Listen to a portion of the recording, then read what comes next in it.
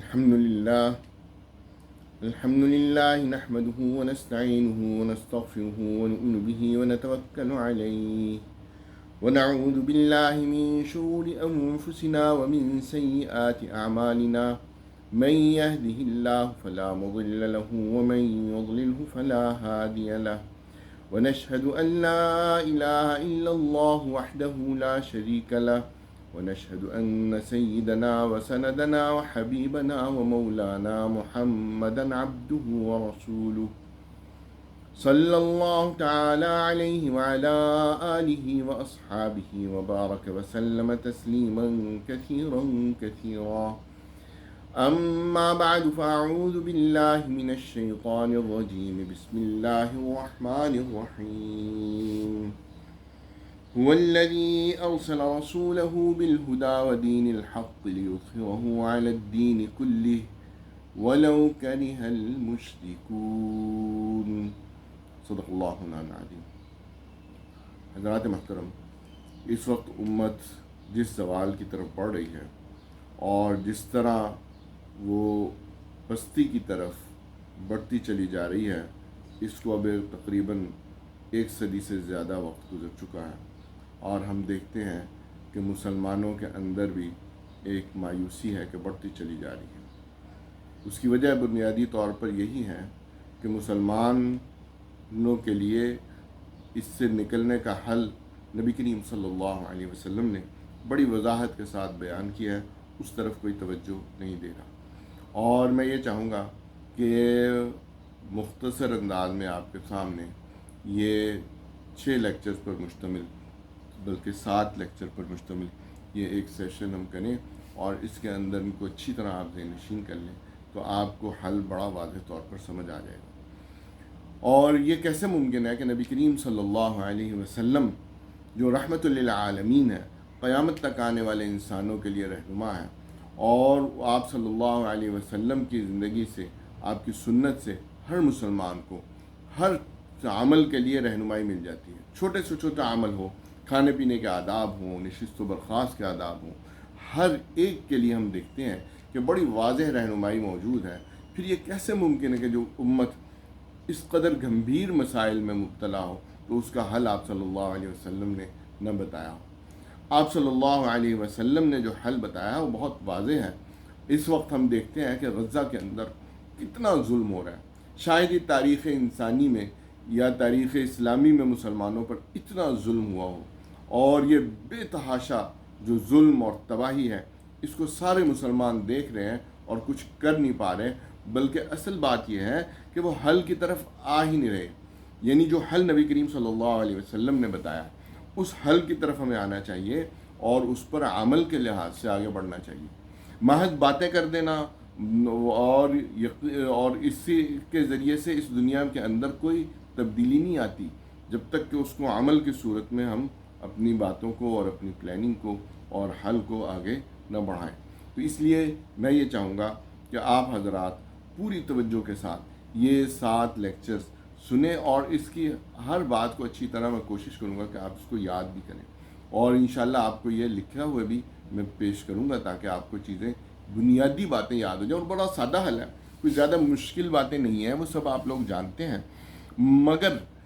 غافل ہیں اس سے. یعنی مسلمانوں، اور غفلت کی انتہا یہ ہے کہ میں دیکھتا ہوں کہ جو اس امت کے اندر بڑے مخلص لوگ ہیں اور جو بڑا بڑا ان کا کام ہے، اور ماشاءاللہ بڑا دین کی دعوت کا، تبلیغ کا، اور لوگوں کو اللہ کے دین کی طرف لانے کا بڑا بڑا کام کر رہے ہیں، لیکن وہ حل نہیں بتا رہے.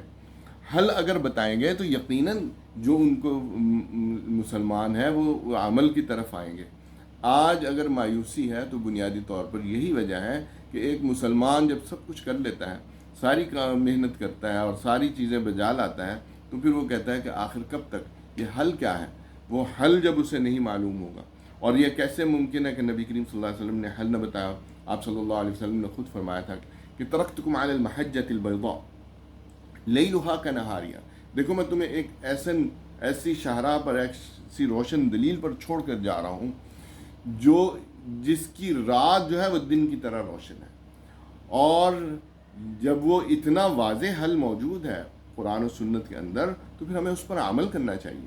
آج میں آپ کے سامنے رکھوں گا کہ نبی کریم صلی اللہ علیہ وسلم اس کا جو طریقہ کار حل کے لیے میں نے اپنایا ہے وہ بڑا سادہ اور آسان ہے، اور وہ بدیہی ہے، ہر شخص اس سے اتفاق کرے گا۔ یہ ہے کہ وہ باتیں جو قرآن اور سنت میں بڑی وضاحت کے ساتھ آئی ہیں اور بار بار آئی ہیں، اور پھر ان میں نہ کبھی پہلے اختلاف ہوا ہے، نہ اختلاف آج ہے اور نہ آئندہ ہوگا، ان باتوں کو اگر ایک مسلمان کو یاد کروا دیا جائے، ٹھیک ہے، صرف مطالعہ کر لینا کافی نہیں ہے، وہ آپ کے ذہن میں اچھی طرح یاد ہونی چاہیے، پختہ ہونی چاہیے، اور آپ ان کو اچھی طرح کہیں گے اس میں تو کوئی اختلاف ہی نہیں ہے اس میں تو، اور وہ آپ کے عقیدے کا حصہ بن جانی چاہیے۔ اور جب آپ اس یقین کے ساتھ ان باتوں کو یاد کریں گے تو آپ دیکھیں گے کہ آپ کے سامنے وہ حل اتنا واضح سامنے آ جائے گا، آپ خود ہی پھر اس وقت سوچیں گے کہ کاش یہ میں نے اس پہلو سے سوچا ہوتا، اور یہ حل کو قرآن و سنت میں تو بڑی واضح طور پہ بیان ہوا ہے، قصور ہمارا ہی ہے کہ ہم نے اس کو قرآن و سنت کو اس نقطہ نظر سے کبھی پڑھا ہی نہیں۔ اور اب آپ دیکھیں یہ بالکل اسی طرح ہے کہ اگر بڑی بڑی باتیں، موٹی موٹی باتیں یاد کر لی جائیں تو اس سے آپ کے سامنے ایک واضح دلیل اور روشن وہ شاہراہ جس کو نبی کریم صلی اللہ علیہ وسلم نے فرمایا وہ آپ کے سامنے آ جائے گی۔ بالکل اسی طرح جیسے آپ منزل کی طرف گامزن ہیں، اور آپ اگر اس کی بڑی بڑی نشانیاں یاد کر لیتے ہیں تو آپ کے اندر وہ ایک اعتماد اور ایک یقین اور پختہ ہوتا چلے جاتا ہے، اور آپ آگے بڑھتے چلے جاتے ہیں۔ مثلاً آپ راستے میں چلے جا رہے ہیں اور آپ کے سامنے سب سے بڑی نشانی آ گئی کہ یہ پہاڑ تھا وہ آ گیا، یہ بلڈنگ تھی وہ آ گئی، یہ درخت تھا وہ، یہ بڑی بڑی نشانیاں آپ کو نظر آتی چلی جا رہی ہیں، اور آپ کو معلوم ہے کہ اور آپ ان نشانیوں کا آپ کے ذہن میں ہے، تو آپ کتنے اعتماد کے ساتھ آگے بڑھیں گے کہ نہیں راستہ یہی ہے۔ اصل ہو یہ رہا ہے کہ مسلمانوں کی ایک بڑی اکثریت وہ ان بڑی بڑی نشانیوں سے غافل ہو جاتی ہے۔ یہ نہیں ہے کہ انہیں آتی نہیں، آتی ہیں، سب کو پتہ ہے، لیکن وہ اس سے جب بھی کسی مسئلے پر ڈسکشن کرتے ہیں، جب وہ پریشان ہوتے ہیں اور جب مایوس ہوتے ہیں تو وہ اس کی طرف توجہ نہیں کرتے، حالانکہ اس پر بہت زیادہ توجہ کریں، وہ چھوٹی چھوٹی باتوں میں الجھ جاتے ہیں۔ یہ بالکل اسی طرح ہے کہ اس وقت مسلمانوں کے اندر بہت اچھے لوگ موجود ہیں، بہت اچھی اچھی جماعتیں موجود ہیں، بہت اچھے اچھے گروپ ہیں جو سوشل میڈیا پہ بھی بڑا بڑا کام کر رہے ہیں، لیکن حل نہیں بتاتے۔ جب حل نہیں بتائیں گے تو پھر آگے ہم کیسے بڑھیں گے؟ یہ بالکل اسی طرح ہے جیسے ایک گاڑی ہے، وہ کہہ رہی ہے گاڑی چل نہیں رہی، کیوں؟ کوئی آگے سے دھکا لگا رہا ہے، کوئی پیچھے سے دھکا لگا رہا ہے، اور کوئی دائیں طرف سے لگا رہا ہے، کوئی بائیں طرف سے، کہہ رہا ہے گاڑی چل نہیں رہی۔ وہ اللہ کے بندو، اس کو ایک سائڈ سے کوئی بھی اسے دیکھے گا وہ کہے گا کہ یار ایک سائڈ سے دھکا دو تو یہ تھوڑا سے دھکے سے ہی آگے بڑھنا شروع ہو جائے گی۔ تو اسی طرح اصل ضرورت کیا ہے کہ مسلمانوں کی ایک واضح ڈائریکشن اور مسلمانوں کی ایک واضح سمت ہونی چاہیے، اور بڑی بڑی نشانیوں انہیں پتہ ہونی چاہیے، تو یقیناً وہ ان کے اندر ایک تبدیلی آئے گی، ایک تغیر آئے گا، وہ گاڑی آگے چلے گی۔ تو میں آپ حضرات کے سامنے یہ بنیادی باتیں آپ دیکھیں، اس کے آغاز کے طور پر سب سے بنیادی بات جو ہے جس سے مسلمان غافل ہیں کہ مسلمانوں کی ایک بہت بڑی اکثریت کو یہ معلوم ہی نہیں ہے کہ نبی کریم صلی اللہ علیہ وسلم کو اللہ تعالیٰ نے اس دنیا میں کس مقصد کے لیے بھیجا۔ آپ دیکھیے، میں نے یہ کئی جگہ پر باقاعدہ تجربہ کیا ہے کہ جہاں مسلمانوں کے بہت اچھے لوگ، پڑھے لکھے لوگ، انتہائی مخلص اور دین کے لیے کچھ کرنے کے جذبے سے اکٹھے ہوتے ہیں، تو میں نے ان سے پوچھا، ایک دفعہ میرے والد صاحب کے دوست تھے اور انہوں نے اپنے گھر پر بڑے اپنے دوستوں کو جمع کیا کہ بھئی کچھ کرنا چاہیے، اور یہ بہت مسلمانوں کوئی زوال ہو گیا ہے، بہت پستی کی طرف بڑھتے چلے جا رہے ہیں۔ تو انہوں نے کافی سارے اپنے دوستوں کو جمع کیا، اور بڑے مخلص اور سب دیندار اور اچھے اور بڑے بڑے مطلب انٹلیکچوئل اور پڑھے لکھے لوگ، ان کے سامنے وہ جب آئے تو میں نے ان سے یہی ایک سادہ سا سوال رکھا کہ یقیناً ہم سب چاہ رہے ہیں کہ کچھ کام کریں، لیکن آپ مجھے یہ بتائیں کہ اللہ تعالیٰ نے نبی کریم صلی اللہ علیہ وسلم کو اس دنیا میں کس مقصد کے لیے بھیجا؟ چنانچہ ظاہر ہے پڑھے لکھے لوگ تھے، ہر ایک نے ایک بہترین جواب دیا۔ یعنی ایک بڑے اچھے پروفیسر تھے، انہوں نے کہا کہ اصل میں اس دنیا کے اندر جہالت کا اندھیرا تھا اور بالکل کسی کو کچھ سجھائی نہیں دیتا، نبی کریم صلی اللہ علیہ وسلم وہ اصل علم لے کر آئے، وہ علم کی شمع آپ نے روشن کی اور اس سے لوگوں کو پورا جو ہے جہاں روشن کر دیا۔ تو میں نے کہا بہت اچھی بات۔ اور اسی طرح ایک دوسرے صاحب تھے اور ان کا تعلق تبلیغ کے ساتھ تھا، وہ ماشاءاللہ بہت وقت انہوں نے لگایا ہوا تھا، اور جب انہوں نے کہا کہ اصل میں نبی کریم صلی اللہ علیہ وسلم نے اللہ کے دین کو لوگوں تک پہنچانے کے لیے آئے، وہ آپ نے پہنچا دیا، اور یہ اصل کام ہے جس کو ہمیں کرنا چاہیے۔ ایک تیسرے صاحب تھے، انہوں نے کہا کہ وہ دیکھیں نبی کریم صلی اللہ علیہ وسلم رحمت للعالمین ہے، تو ہمیں لوگوں کی رفاہ کا کام، لوگوں کی خدمت کا کام، لوگوں کے کام آنے کا کام یہ آگے بڑھ چڑھ کر کرنا چاہیے، اور اس کو ہم آگے بڑھیں گے۔ اور یہ نبی کریم صلی اللہ علیہ وسلم رحمت للعالمین تھے، آپ نے کام کیا تو آپ دیکھیں ساری لوگوں کی رفاہ جو تھے اور وہ سارے کام مسائل حل ہو گئے، تو یہ کام اس طرف توجہ نہیں۔ ایک چوتھے صاحب تھے، انہوں نے کا تعلق تصوف کے ساتھ تھا۔ انہوں نے کہا جب تک انسان کی اصلاح نہیں ہوگی، اصل میں نبی کریم صلی اللہ علیہ وسلم اللہ تعالیٰ کے ساتھ جوڑنے کے لیے انسان کو آئے تھے کہ ایک انسان جو اپنے رب سے غافل ہے اس کے ساتھ جڑ جائے۔ چنانچہ ہمیں یہ اس طرف توجہ دینی چاہیے، پہلے اپنی اصلاح کرنی چاہیے، پھر آگے بڑھنا چاہیے۔ میں نے کہا یقیناً آپ سب نے بہت اچھی باتیں کی ہیں، اور اگر آپ کو اور وقت دیا جائے تو شاید کئی گھنٹے آپ اس میں سے اپنی بیان کریں گے، اور جتنا پڑھا لکھا آدمی وہ اس پہ کتاب لکھ دے گا، اور جو شاعر ہے وہ اس میں بہت بڑا قصید۔ لیکن میں نے جو سوال کیا تھا وہ بڑا سادہ سا ہے کہ ذرا یہ تو بتائیے کہ قرآن کریم کیا بیان کرتا ہے کہ اللہ تعالیٰ نے نبی کریم صلی اللہ علیہ وسلم کو اس دنیا میں کس مقصد کے لیے بھیجا۔ چنانچہ وہ اب دیکھیں ظاہر ہے کہ سارے پڑھے لکھے لوگ تو تھے، لیکن قرآن کریم کو اس نقطہ نظر سے پڑھا ہی نہیں تھا اور کسی نے انہیں سمجھایا ہی نہیں تھا، چنانچہ اکثر اس بارے میں جواب نہیں دے پائے۔ چنانچہ پھر میں نے ان کے سامنے یہ رکھا کہ دیکھیں اگر نبی کریم صلی اللہ علیہ وسلم علم کی روشنی پھیلانے کے لیے آئے تھے اور آپ نے واقعتاً یہ کام کیا، تو پھر ہمیں انسٹیٹیوشن بنانے چاہیے، ادارے بنانے چاہیے اور مدارس بنانے چاہیے تاکہ یہ علم کی روشنی پھیلے۔ اور اگر نبی کریم صلی اللہ علیہ وسلم رحمت للعالمین جس طرح کہا رفاہ عامہ، تو پھر ہمیں ایک رفاہی ادارہ بنانا چاہیے، اس پہ کام کرنا چاہیے۔ اور اگر نبی کریم صلی اللہ علیہ وسلم تبلیغ کے لیے آئے تھے تو پھر ہمیں تبلیغ کرنی چاہیے اور واقعتاً لوگوں کے پاس جانا چاہیے، یہ کام اختیار یقیناً ایسا ہی ہے۔ اور اگر نبی کریم صلی اللہ علیہ وسلم اللہ سے جوڑنے کے لیے آئے تھے تو پھر ہمیں تزکیہ کی محافل قائم کرنی چاہیے اور لوگوں کو اللہ کے ساتھ جوڑیں۔ تو یہ تو چاروں مختلف طریقے ہو گئے، اور امت کے اندر کافی سارے لوگ یہ کام کر رہے ہیں۔ لیکن اگر آپ اس کا صحیح جواب سمجھ لیں جو قرآن کریم نے بیان کیا ہے تو یہ چاروں کام بھی ہوں گے، اور جو اصل مقصد ہے جس کے لیے اللہ تعالیٰ نے نبی کریم صلی اللہ علیہ وسلم کو بھیجا ہے وہ بھی ہوگا۔ آپ دیکھیں کہ یہ صرف عام لوگوں کے حال نہیں ہے، میں نے دیکھا ہے کہ بڑے پڑھے لکھے لوگ بھی اور خاص طور پہ جو دین سے وابستہ لوگ ہیں وہ بھی اس چیز سے غافل ہیں۔ حالانکہ اس چیز کو جاننا بہت ہی ضروری اور سمجھنا ضروری ہے، اس لیے کہ جب یہ مقصد ہماری زندگیوں کا بنے گا، یعنی ایک عام مسلمان سے جب آپ اس کو یہ بات سمجھا دیں گے تو جب آپ اس سے پوچھیں گے کہ تمہاری زندگی کا مقصد کیا ہے، تو جب وہ اس کو کہے گا کہ جو نبی کریم صلی اللہ علیہ وسلم کا مقصد تھا، لیکن جب آپ اس سے پوچھیں نبی کریم صلی اللہ علیہ وسلم کا مقصد کیا ہے، اس سے غافل ہے۔ حالانکہ نبی کریم صلی اللہ علیہ وسلم کی محبت اور آپ کی ذات گرامی سے والہانہ عشق اور محبت کا اظہار ہر مسلمان کرتا ہے، اور یہ اتنی بڑی قوت ہے جو اللہ تعالیٰ نے ہر مسلمان کے دل میں دی ہے۔ مثلا آپ دیکھیں کوئی بھی شخص پوری دنیا میں کہیں بھی آپ خود جا کے اس کا جائزہ لیں کہ جس نے بھی لا الہ الا اللہ محمد الرسول اللہ سچے دل کے ساتھ پڑھا ہے اور وہ مسلمان ہے، آپ اس سے پوچھیں کہ تجھے سب سے زیادہ محبت کس سے ہے، تو کہے گا مجھے نبی کریم صلی اللہ علیہ وسلم۔ تو نبی کریم صلی اللہ علیہ وسلم کی ذات گرامی سے جو محبت ہے، یہ ایک تحفہ ہے جو اللہ تعالیٰ نے ہر مسلمان کے جس نے بھی کلمہ پڑھا ہے اس کے دل میں دیا ہے، اور وہ اس بنیاد پر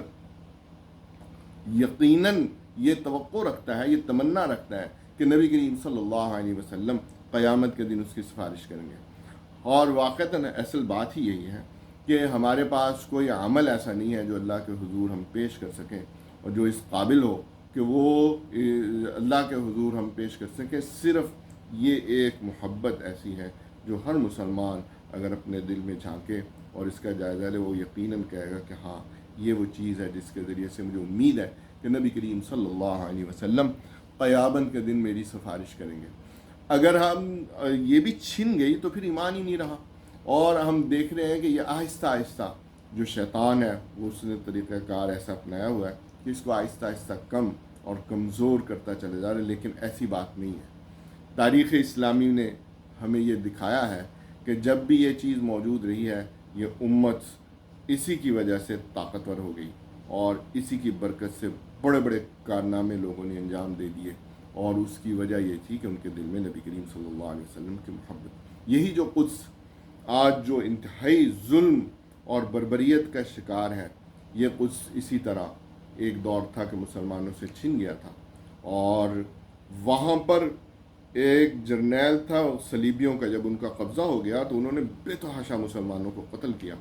اور وہ اس جرنیل نے جب سب کو قتل کر کے پھر اس نے بڑی ہی گستاخانہ انداز میں کہا کہ وہ نعوذ باللہ وہ محمد کہاں ہے، بلاؤ ان کو۔ تو جب اس نے اس طرح کی گستاخی کی تو صلاح الدین ایوبی نے وہ لوگوں کے سامنے بلکہ اپنے اللہ سے یہ وعدہ کیا کہ اللہ میں اپنا اب کمر کو کبھی بھی بستر پر نہیں لگاؤں گا، سوؤں گا نہیں جب تک کہ میں اس بدبخت کو اور اس گستاخ کو واصل جہنم نہ کر دوں۔ چنانچہ 2.5 سال صلاح الدین ایوبی نے یہ جد و جہد کی، جہاد کی تیاری کی، مجاہدین کو اپنے ساتھ ملایا، حتیٰ کہ جا کے قدس کو جب فتح کر لیا تو انہوں نے سارے جرنیلوں کو، ان کے سارے فوجیوں کو اور بڑے بڑے ان کے بہادروں کو جمع کیا اور کہا کہ میں صرف اور صرف نبی کریم صلی اللہ علیہ وسلم کی خاطر تم سب کو معاف کرتا ہوں، مگر یہ جو بدبخت جس نے میرے نبی کی گستاخی کی تھی،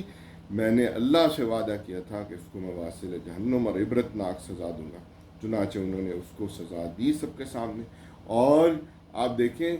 کہ یہ جو نبی کریم صلی اللہ علیہ وسلم کی ذات گرامی سے محبت ہے، یہ آج بھی موجود ہے،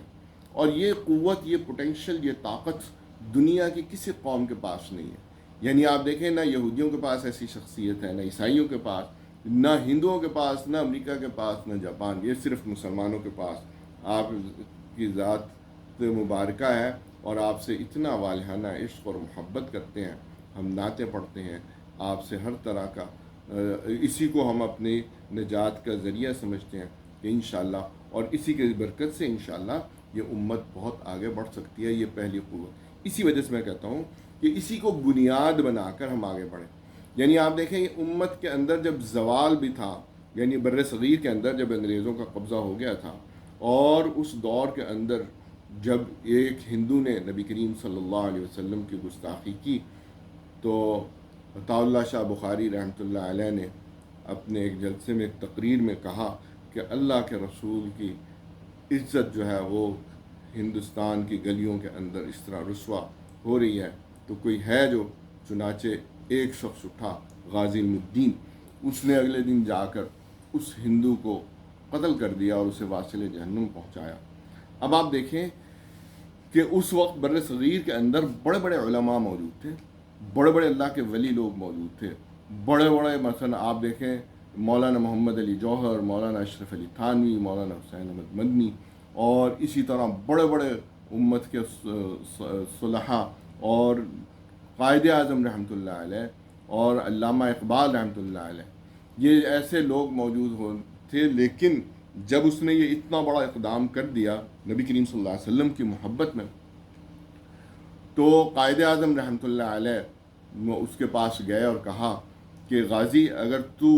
عدالت میں صرف اتنا بیان دینے کے لیے تیار ہو جاؤ کہ میں جذباتی ہو گیا تھا اور مجھے نبی کریم صلی اللہ علیہ وسلم کی محبت کی وجہ سے میں نے یہ کیا ہے، تو میں دیکھتا ہوں دنیا کی کون سی عدالت تمہیں سزا دے سکتی ہے۔ لیکن رات کو غازی نے نبی کریم صلی اللہ علیہ وسلم کو خواب میں زیارت کی تو صلی اللہ علیہ وسلم نے فرمایا کہ غازی ہم تیرا انتظار کر رہے ہیں۔ تو اگلے دن وہ غازی علم الدین عدالت میں گیا اور بڑے ہی اعتماد کے ساتھ اس نے کہا کہ میں کوئی جذباتی نہیں ہوا تھا، مجھے نے پورے عقل و شعور کے ساتھ یہ کام کیا ہے، اب جو بھی میرے نبی کی گستاخی کرے گا اس کا انجام یہی ہوگا، میں اس کو واصل جہنم پہنچاؤں گا۔ چنانچہ ہم دیکھتے ہیں کہ جب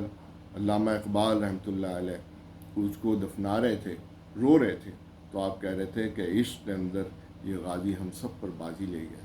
تو یقیناً آج بھی مسلمانوں کے اندر ایسے لوگ موجود ہیں، اور آپ دیکھیں یہ غزہ کے اندر جو اتنی قربانیاں دے رہے ہیں،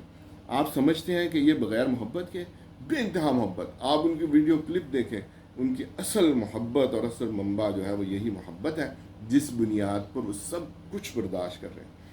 تو اس بنیاد پر میں سمجھتا ہوں کہ ایک مسلمان کو ہم یہ اچھی طرح حل سمجھائیں اور اس کی زندگی کا یہ مقصد بنا دیں کہ جب اس سے آپ پوچھیں کہ تمہاری زندگی کا مقصد کیا ہے، وہ کہہ رہا ہے میری زندگی کا مقصد ہے جو نبی کریم صلی اللہ علیہ وسلم کا مقصد ہے۔ لیکن کتنی عجیب بات ہے کہ میجورٹی مسلمانوں کی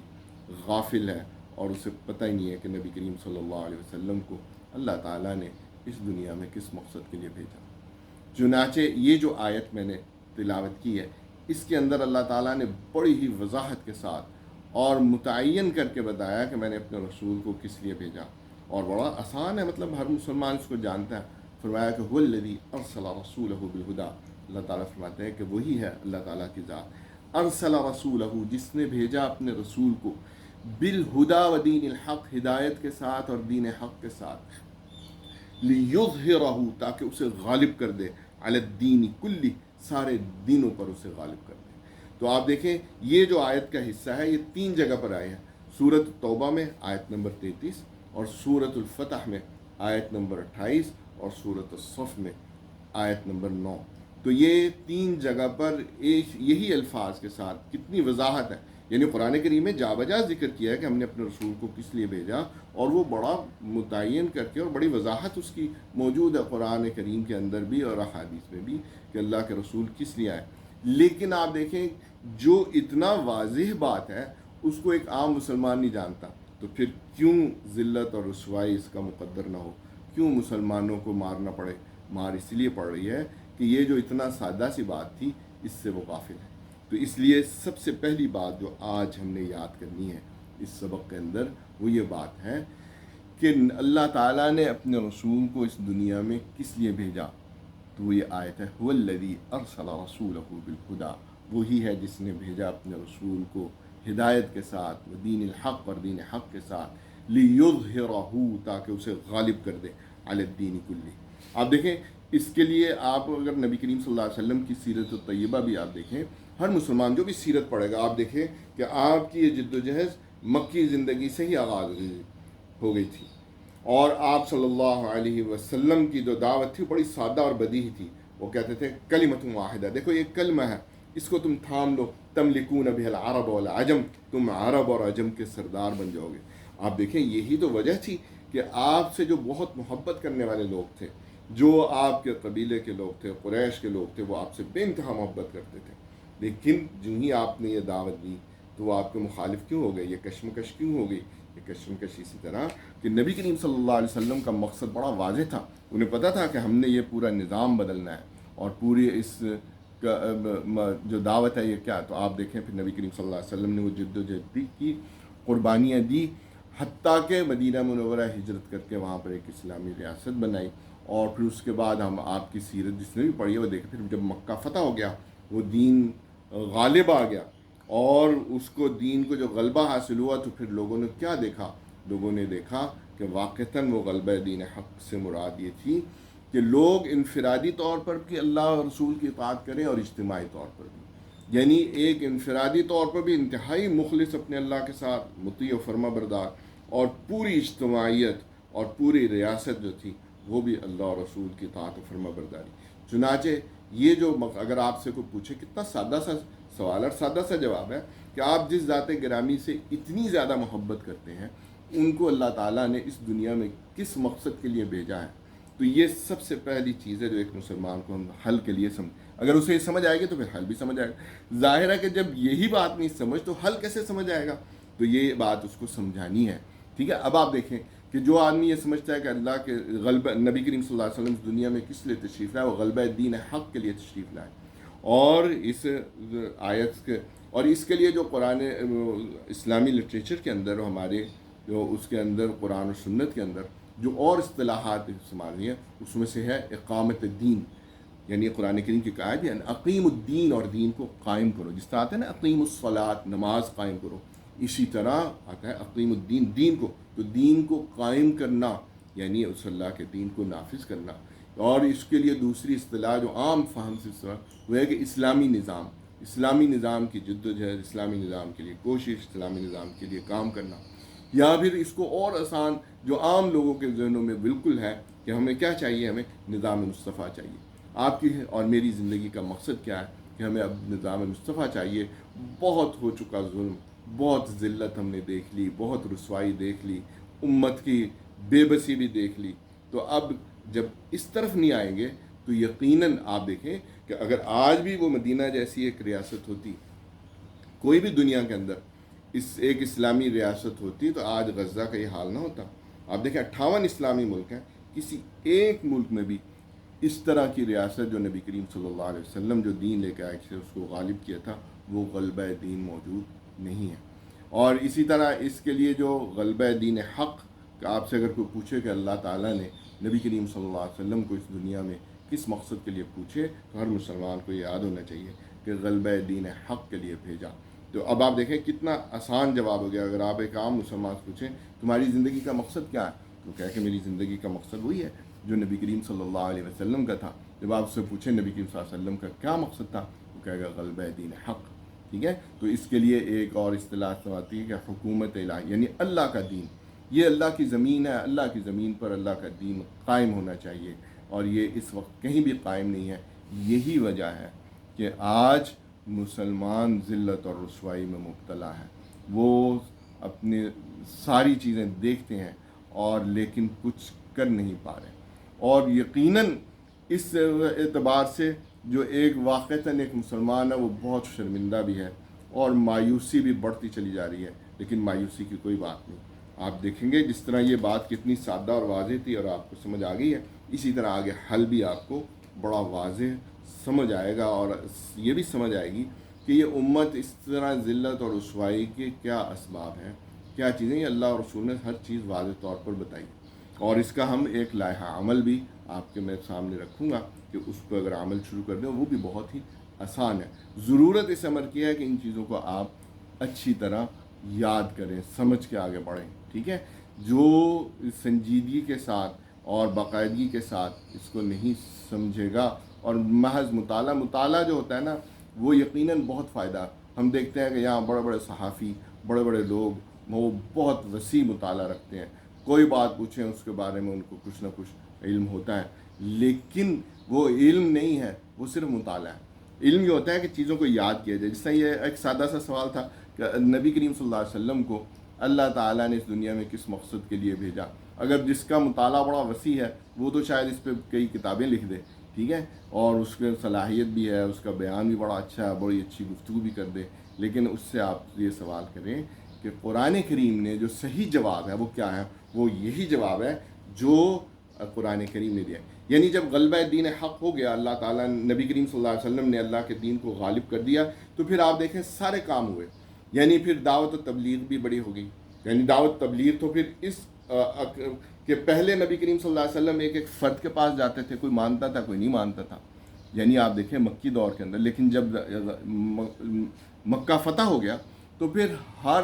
ایسا نہیں تھا کہ نبی کریم صلی اللہ علیہ وسلم لوگوں کے پاس جاتے تھے، پھر قبائل آتے تھے، وہ خود بخود اسلام قبول کرتے چلے جاتے تھے. تو آپ دیکھیں روزانہ ہزاروں قبائل آئے اور ہزاروں لوگ اسلام قبول کرتے چلے جاتے. تو یہ دعوت و تبلیغ کا یہ پھر اس کا نتائج آپ دیکھیں. اسی طرح آپ دیکھیں لوگوں کی رفاہ. یقیناً وہ دور آیا اسلامی تاریخ کے اندر کہ جب زکوٰۃ لے کر لوگ نکلتے تھے اور لوگ زکوٰۃ لینے کے لیے تیار نہیں ہوتے تھے. اور یہ اس سے بڑا اور رحمت للعالمین رفاہی کام اور کیا ہو سکتا ہے. پھر ایسے ایسے اللہ کے ولی پیدا ہوئے، اور جن کے بارے میں حدیث میں آتا ہے کہ اذا رؤوا ذکر اللہ، جب آپ انہیں دیکھتے تو اللہ کا یاد آتا ہے. تو واقعتاً امت کے اندر ایسے نیک لوگ پھر پیدا ہوئے. یعنی وہ جو تصوف اور تزکیہ کا کام تھا، جب اللہ کا دین غالب ہو گیا تو آپ دیکھیں وہ کتنے اچھے طریقے سے پھر اس امت کے اندر ہوا. اسی طرح ہم دیکھتے ہیں کہ جو امت کے اندر علم کا، جو اس امت نے علم اس پوری دنیا کو دیا ہے، وہ تاریخ انسانی میں اس کی مثال نہیں ملتی. اور وہ کس کی برکت تھی؟ غلبہ دین. تو اس لیے جو صحیح جواب جب آپ کو یاد ہوگا تو آپ دیکھیں گے کہ یہ ساری باتیں جو لوگ مختلف کرتے ہیں یہ جمع ہو جائیں گی، یہ سارے کام بالکل ٹھیک ہو جائیں گے اور بہت بہتر ہو جائیں گے. تو اس وجہ سے کسی بھی دین کی بات کا علمی طور پر اس کو یاد کرنا اور اس صحیح جواب تک پہنچنا، یہ ہے اس کورس کا مقصد. اور میں نے اس میں یہی کوشش کی ہے کہ جو بالکل متفق علیہ باتیں ہیں انہی کو پیش کیا جائے، اختلافی چیزوں کو نہ چھیڑیں، اختلاف سے بہت زیادہ بچیں. اختلافی چیزیں دلوں کے اندر رنجش پیدا کرتی ہیں، یہ امت کو توڑتی ہیں۔ ہم نے تو امت کو جوڑنا ہے، اور امت اسی صورت جڑے گی کہ ان باتوں پہ آ جائیں جن میں امت میں کوئی اختلاف نہ پہلے تھا، نہ اب ہے، نہ آئندہ ہوگا۔ تو اگر امت اس پہ آ جائے گی تو آپ دیکھیں گے کہ یہ امت متحد ہو جائے گی۔ اور لیکن اگر انسان مایوس ہو جائے اور اگر علم کی طرف نہ آئے، سیکھنے کی طرف نہ آئے، حل کو نہ سمجھے، تو پھر اس کا نتیجہ کیا ہوتا ہے؟ اس کے نتیجے میں یہ بے بسی اور یہ جو بلکہ اس کو میں صحیح لفظ میں کہوں، یہ بغیرتی پیدا ہوتی ہے، جو آج غزہ کے معاملے ہم دیکھ رہے ہیں کہ ہمارے حکمران کس قدر بغیرتی کا مظاہرہ کر رہے ہیں۔ اور یعنی اس چیز کو اگر آپ نے سمجھنا ہے تو میں آپ کو ایک مثال سے سمجھاتا ہوں۔ 3 دوست تھے اور تینوں نے یہ طے کیا، جس طرح دوستی ہوتا ہے نا، کہ یار میں ثابت کروں گا کہ تم تینوں میں میں سب سے زیادہ بغیرت ہوں، یعنی ایسی شغل میلے میں بعض دوست ایسے ہیں۔ لیکن انہوں نے ایک نے آگے بڑھا اور اس نے کہا کہ میں تمہیں ثابت کر کے دکھاؤ۔ اس نے کہا کہ اچھا، ایک بوڑھی عورت جا رہی تھی اور اس نے لاٹھی ٹیک کر سامان بھی اٹھایا تھا، یہ گیا اس کی لاٹھی کو ٹھوکر ماری اور وہ بوڑھی گر گئی اور اس کا سامان بھی گر گیا، اور یہ دونوں اس کو دیکھتے رہے۔ اس کے بعد دوسرا اٹھا، اس نے کہا میں تجھ سے زیادہ بغیرت ہوں۔ اس نے کہا ثابت کرو۔ اس نے کہا کہ اچھا، وہ گیا اس گری ہوئی بوڑھی عورت کو مارنا شروع کیا۔ اس کو مارا، جب خوب مارا تو کہا کہ میں نے ثابت کر دیا نا کہ میں تجھ سے زیادہ بغیرت ہوں۔ تیسرا اٹھا، اس نے کہا تم تو کچھ بھی نہیں ہو، اصل بغیرت تو میں ہوں۔ اس نے کہا وہ کیسے؟ اس نے کہا کہ یہ جو بوڑھی عورت تھی یہ میری ماں تھی۔ اب آپ اندازہ لگائیں، وہ تیسرے نے بالکل اس وقت امت کی صورت دنیا کی حالت یہی ہے۔ یہ جو سب سے بڑا بغیرت ہے وہ اسرائیل ہے، جو اتنا ظلم کر رہا ہے، جو تاریخ انسانی میں کسی نے نہیں کیا۔ اس سے بڑا بغیرت وہ لوگ ہیں جو امریکہ ہے، یورپ ہے، وہ ساری ظلم دیکھ رہے ہیں اور اس کو سپورٹ کر رہے ہیں، اس کو اسلحہ دے رہے ہیں۔ اور اس سے بھی زیادہ بغیرت کون ہے؟ وہ اس امت مسلمہ کے حکمران ہیں، جو جن کو اللہ نے اتنا مقام دیا، عزت دی، اسلحہ دیا، دولت دی، سب کچھ ان کے پاس موجود ہے، لیکن وہ اپنے بہن بھائیوں کو اور اپنے اس طرح فلسطین کے اندر بچوں پہ ظلم سارا دیکھ رہے ہیں، اور یہاں تک اس قدر بغیرت ہے کہ آواز بھی نہیں اٹھاتے، یعنی سیاسی طور پہ کوئی آواز اٹھا لے نہیں۔ آپ دیکھیں یہاں پر کتنے عرب ممالک ہیں جن کے پاس بے تحاشا دولت ہے، وہ اس دولت کا کیا فائدہ اگر وہ اس وقت فلسطین کے۔ اسی طرح کوئی ایسے ممالک ہیں جن کے پاس فوجیں ہیں اور بڑی بہترین طاقتور فوجیں ہیں، اور پاکستان جیسا ملک جس کے پاس ایٹمی قوت بھی ہے اور اس امت کی بہترین فوج اس کے پاس موجود ہے، لیکن اگر یہ فوج غزہ کے مسلمانوں کی مدد نہیں کر سکتی تو پھر یہ اس کو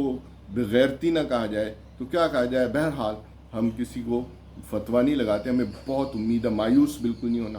اور انشاءاللہ اللہ تعالیٰ حالات بدلے گا۔ اس جہاد کی برکت سے، غزہ کے جہاد کی برکت سے حالات بالکل بدلے گا، اور آپ دیکھیں گے کہ یہ امت دوبارہ اپنی رفعت کی طرف، بلندی کی طرف، غلبہ دین کی طرف آئے گی۔ لیکن شرط یہ ہے کہ آپ سب سے، اگر ساری آ جائیں، اور میں نہ تیار ہوں، سارے لوگ اس طرف آ جائیں، اللہ کا دین غالب ہو جائے اور میں پیچھے رہ جاؤں، تو یہ سب سے ہی زیادہ محرومی کی بات ہے۔ تو میں یہ چاہوں گا کہ آپ لوگ اس کورس کو اچھی طرح سمجھ کے آگے بڑھیں، مایوسی کو تو بالکل نہ آنے دیں۔ یقین جانیں ہم تو کچھ بھی نہیں ہیں نبی کریم صلی اللہ علیہ وسلم کے مقابلے میں۔ جب نبی کریم صلی اللہ علیہ وسلم نے دعوت کا آغاز کیا تھا، آپ صلی اللہ علیہ وسلم کے پاس ایک بڑا ذہین عرب کا شخص تھا، وہ آیا اور اس نے آ کے نبی کریم صلی اللہ علیہ وسلم سے کہا کہ آپ کی 3 باتیں مجھے سمجھ نہیں آتی۔ نبی کریم صلی اللہ علیہ وسلم نے پوچھا کون سی 3 باتیں تمہیں سمجھ نہیں آتی؟ تو اس نے کہا پہلی بات تو یہ مجھے سمجھ نہیں آتی، آپ یہ کہتے ہیں کہ یہ عرب کے لوگ متحد ہو جائیں گے، یہ امن و امان قائم ہو جائے گا، اور یہ کیسے ہوگا؟ یہ تو ان کی نہ کوئی زراعت ہے، نہ کوئی سنت ہے، اور یہ ایک دوسرے قبیلے کو لوٹتا ہے تو گزارا کرتا ہے، یہ آپ کہتے ہیں یہ متحد ہو جائیں گے۔ نبی صلی اللہ علیہ وسلم نے کہا کہ دوسری تیری کون سی بات ہے؟ اس نے کہا دوسری بات میری یہ ہے کہ آپ کہتے ہیں روم اور فارس فتح ہو جائیں گے، اور ابھی یہ عرب کے لوگ اور یہ جاہل اور یہ بدو، ان کو تو آپ کچھ کر نہیں سکے، تو آپ کہتے ہیں روم اور فارس فتح ہو جائیں گے۔ نبی کی صلی اللہ علیہ وسلم نے پوچھا اچھا تیری تیسری بات کون سی ہے جو تجھے سمجھ نہیں آتی؟ تو اس نے کہا کہ جب ہم مر جائیں گے، ہمارے ہڈیاں مٹی میں مل جائیں گی، تو کیا پھر دوبارہ اللہ تعالیٰ میں زندہ کرے گا، ہم سے حساب لے گا؟ تو نبی کریم صلی اللہ علیہ وسلم نے کہا دیکھو، جو پہلی دو باتیں ہیں نا، یہ تو تم اپنی آنکھوں سے اپنی زندگی میں انشاءاللہ دیکھ لو گے، ہاں تیسری بات جو ہے نا، اپنا ہاتھ بڑھاؤ۔ تو اس نے جب ہاتھ بڑھایا تو نبی کریم صلی اللہ علیہ وسلم نے اس کا ہاتھ پکڑ کے کہا لَأُذَكِّرَنَّكَ مَقَالَتَكَ، میں تمہیں تیری بات قیامت کے دن جنت میں یاد کرواؤں گا، ٹھیک ہے؟ اب آپ دیکھیں نبی کریم صلی اللہ علیہ وسلم اسی طرح تیرا ہاتھ پکڑ کے یاد کروں گا کہ تینوں باتیں پوری ہوئی تھی کہ نہیں۔ تو وہ شخص، آپ دیکھیں ہم کیا چیز ہے یار، وہ شخص نبی کریم صلی اللہ علیہ وسلم کے اتنے یقین کے ساتھ کہنے کے بعد بھی نہیں لایا، تو اس وجہ سے مایوسی کی کوئی بات نہیں، وہ ایمان نہیں لایا۔ اور پھر نبی کریم صلی اللہ علیہ وسلم نے، آپ دیکھیں کتنے غزوات کی وہ دیکھتا رہا، حتیٰ کہ جب فتح مکہ بھی ہوگی تب بھی وہ ایمان نہیں لایا۔ آپ دیکھیں کس قدر اس کے دل میں مایوسی اور پھیلی ہوئی تھی۔ اور پھر جب مکہ فتح ہو گیا، اس کے بعد نبی کریم صلی اللہ علیہ وسلم کے وصال ہو گیا، اس کے بعد حضرت ابوبکر صدیق رضی اللہ عنہ کا دور آیا، تب بھی وہ ایمان نہیں لایا۔ حتیٰ کہ جب حضرت عمر رضی اللہ عنہ کا دور آیا تو اس نے دیکھا کہ ایک عورت اونٹ پر سوار مدینہ آ رہی ہے۔ اس نے پوچھا کہاں سے آ رہی ہے؟ اس نے کہا صنعاء سے آ رہی ہوں، یعنی بہت ہزاروں میل سفر۔ اس نے کہا کہاں جا رہی ہے؟ اس نے کہا حج کے لیے جا رہی ہے۔ انہوں نے کہا اکیلی آئی ہو؟ اس نے کہا ہاں۔ اور اس نے زیورات پہنے۔ اس نے کہا تجھے کسی نے کوئی نقصان؟ انہوں نے کہا کسی نے آنکھ اٹھا کے نہیں دیکھا۔ تو اس کو آیا کہ وہ پہلی بات تو پوری ہو گئی، یعنی یہ تنہا عورت مکہ حج کے لیے جا رہی ہے، اس کو کسی کا خوف نہیں، اتنا امن و امان۔ پہلے تو قبائل تھے وہ بھی نہیں محفوظ ہوتے تھے۔ تو جب اس نے یہ پہلی بات دیکھ لی، کچھ عرصے بعد اس نے دیکھا کہ مسجد نبوی کے اندر روم اور فارس کے جو خزائن ہیں اور اس کے مال و دولت اور زیورات اور یہ پورا وہاں پر جمع ہے مسجد نبوی۔ اس نے کہا یہ دوسری بات بھی پوری ہوگی، اور اس نے کہا کہ اس کا مطلب ہے کہ تیسری بات بھی پوری ہونی ہے۔ تو وہ ایمان لے آیا، اور جب وہ ایمان لایا تو بہت اچھا مسلمان بنا۔ حتیٰ کہ حضرت عمر رضی اللہ تعالیٰ عنہ جو مسجد نبوی میں آتا تو آگے بڑھ کر اس کو ہاتھ ملاتے اور کہا تھا کہ نبی صلی اللہ علیہ وسلم نے اس کو کہا تھا کہ میں قیامت کے دن جنت میں تمہیں یاد کراؤں گا۔ تو اس طرح اس کا مطلب ہے کہ یہ جنتی آدمی ہے، تو اس طرح وہ نبی حضرت عمر اس سے ملتے۔ تو میں آپ سے عرض کر رہا ہوں کہ جب نبی کریم صلی اللہ علیہ وسلم کے ہوتے ہوئے اس کے زمانے میں لوگ اتنے مایوس تھے، وہ نہیں ایمان لاتے تھے، تو آپ بالکل مایوسی کو آنے دے دیں، کوئی ایسی بات نہیں۔ انشاءاللہ اس غزہ کے جہاد کی برکت سے آپ دیکھیں گے یہ امت جاگے گی، اور امت جاگ رہی ہے۔ عوام الناس الحمدللہ آج بھی امت کے اندر بہت خیر موجود ہے، عوام الناس کے اندر میں دیکھتا ہوں بہت خیر، لیکن اصل مسئلہ کیا ہے کہ یہاں بڑے بڑے اچھے لوگ موجود ہیں لیکن وہ حل نہیں بتا رہے، وہ حل کی طرف لوگوں کو نہیں لا رہے۔ اگر آپ حل سمجھ جائیں گے تو آپ کہیں گے یہ اتنا آسان کام ہے، یہ تو میں بھی کروں گا۔ اللہ تعالیٰ مجھے اور آپ کو توفیق دے۔ تو میں یہ کوشش کروں گا کہ اس ہر لیکچر کے ساتھ ایک گوگل فارم آپ کے ساتھ شیئر کروں، اس فارم کو فل کر کے آپ ضرور دیجیے گا، تاکہ میں اپنے اس میں آپ اپنے سوالات جو آپ کے ذہن میں یقیناً بہت سارے سوالات پیدا ہوں گے، ان سوالات کو آپ لکھیں، تاکہ میں اس کی روشنی میں انشاءاللہ ان لیکچرز کو اور بہتر کروں گا۔ ہو سکتا ہے کہ اگلے لیکچر میں آپ کو جوابات مل جائیں گے، لیکن اصل ایک سیشن ہم انشاءاللہ کوشش کریں گے آخر میں رکھیں، جس میں آپ کے ذہن میں جو بھی سوالات ہیں ان کو بے شک جمع کر لیں اور اس وقت پوچھ لیجیے گا۔ اللہ تعالیٰ مجھے اور آپ کو عمل کی توفیق دے۔ وآخر دعوانا الحمدللہ رب العالمین۔